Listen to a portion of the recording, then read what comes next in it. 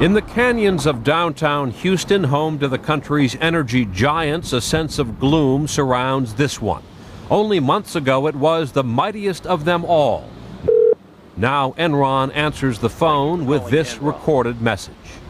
On December 2nd, Enron filed under Chapter 11 of the Bankruptcy Code, thus commencing proceedings to stabilize our financial situation. Enron was such a solid company, and everyone has been let down. It's really a sad situation.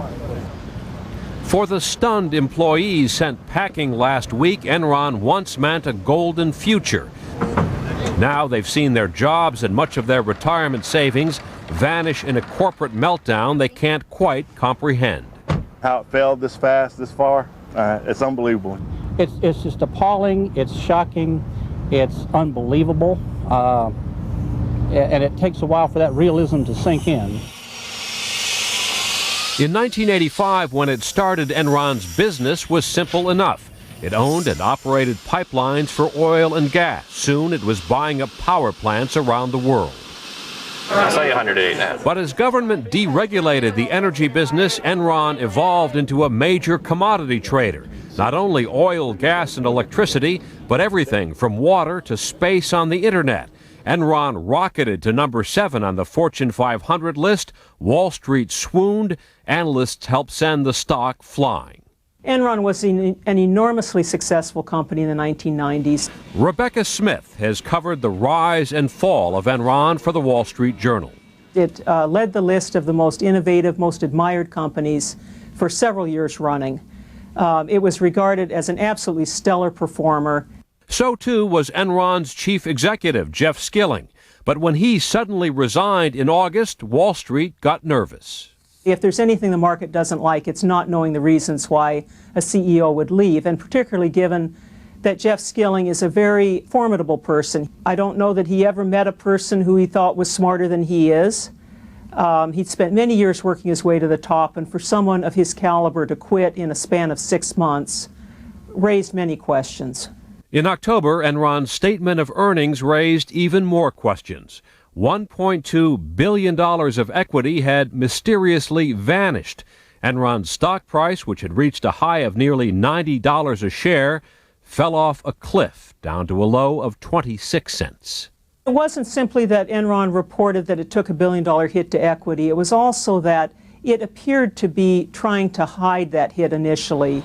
But when reporters and analysts pressed Enron for some explanation, company executives brushed them off. There was a good deal of anger. I felt that the company had been less than truthful with me about what the contents of its earnings were. And that was something that was a feeling that many analysts had, that there was a hide the numbers game going on at Enron. Enron apparently hid the numbers by transferring huge amounts of debt to dozens of limited partnerships. Enron's lawyers claim such arrangements are legal, but the deals were cloaked in secrecy and clouded by conflicts of interest that enriched top executives at the expense of investors and employees.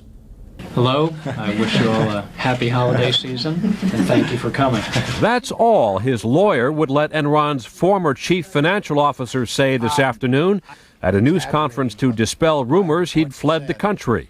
Andrew Fastow reaped an estimated $30 million from those hidden partnerships, and today the Securities and Exchange Commission accused him of ignoring a subpoena.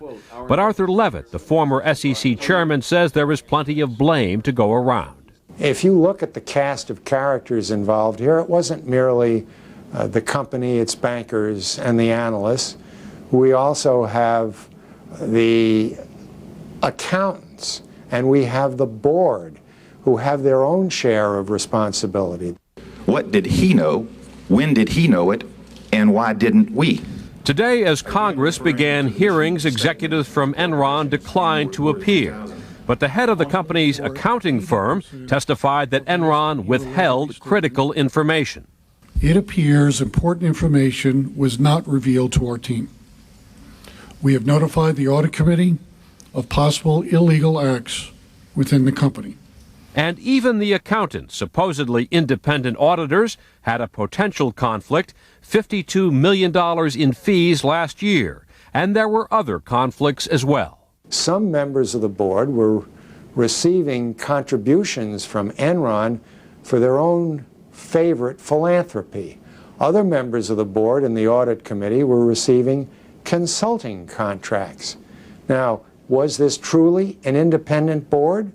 Was this audit committee doing the job they should do to protect the shareholders? I think not.